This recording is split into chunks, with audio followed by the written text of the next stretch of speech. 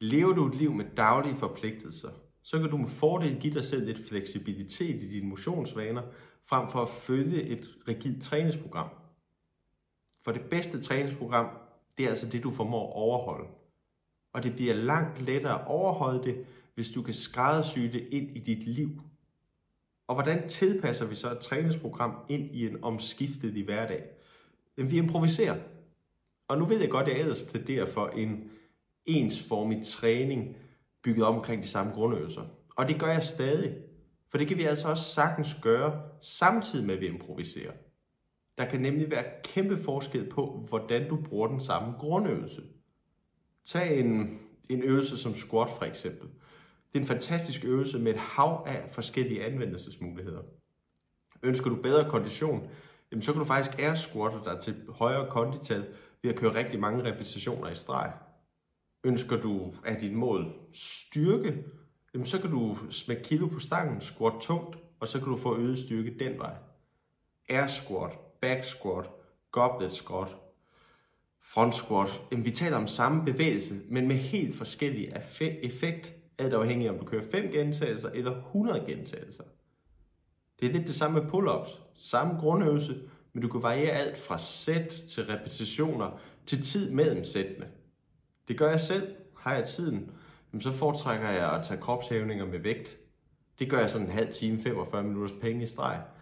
Men oftest ender det faktisk med, at jeg bare kører 10 sæt af 12 gentagelser over en hel dag. For eksempel på en stille hyggedag i weekenden. Så føler jeg lidt, at jeg får overstået en træningsdag uden egentlig at træne. Jeg går bare ned til stangen en gang imellem, banker 12 af og så videre med min hverdag. Og over en hel dag, så løber det jo op i 120 gentagelser. Uden for alvor sådan at anstrenge mig. Jeg giver altså mig selv friheden til at improvisere, men grundøvelsen, den er stadig den samme. Samme princip, når jeg skal træne ben, så har jeg enten valgt med at løbe, tage air squats eller squats med vægt. Alt afhængig af, hvad der lige passer bedst ind i min dag. Har jeg tiden, så foretrækker jeg at gå ned i min garage og front squatte. Der har jeg vægt på stangen, og det er sådan mere en reel træningssession. Det tager typisk en halv time til 45 minutter. Men har jeg ikke så meget tid at træne i lige den dag, så kan jeg også gå ned på løbebåndet. Det tager kun 12 minutter og lynhurtigt overstået. Er der noget interessant i fjernsynet lige det tidsrum, jeg har afsat til at træne i, så foretrækker jeg air squatte for mit fjernsyn. Så tager jeg typisk 100 repetitioner ad gangen, typisk en 10 sæt med pauser indimellem. Og ved du hvad, jeg kan se fjernsyn hele vejen igennem det hele. Det bliver simpelthen så meget lettere at motionere, hvis du giver dig selv friheden til at improvisere på dagen. Træning og motion skal jo ikke føles stressende eller anstrengende. Det er tværtimod en vane, som skal berige dit liv. Og finder du en måde, hvorpå du kan skræddersy din træning til dit liv, så bliver det netop det. Ønsker du at tage din træning til nye højder, så vil jeg anbefale dig at købe min bog, Nordens Søn, som findes på linket nedenfor. Nordens Søn er en skønlitterær historisk roman om den gamle vikingekonge Svend Tveskæg, der levede for over 1000 år siden.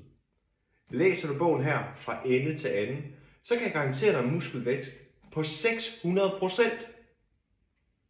Nej, helt oprigtigt, jeg synes virkelig, du bør købe Nordens Søn. Ikke kun fordi jeg selv har skrevet den. Bogen er simpelthen bare fænomenal. Jeg har brugt virkelig lang tid på at skrive den her bog, og jeg vil blive så glad, hvis du gad at læse den.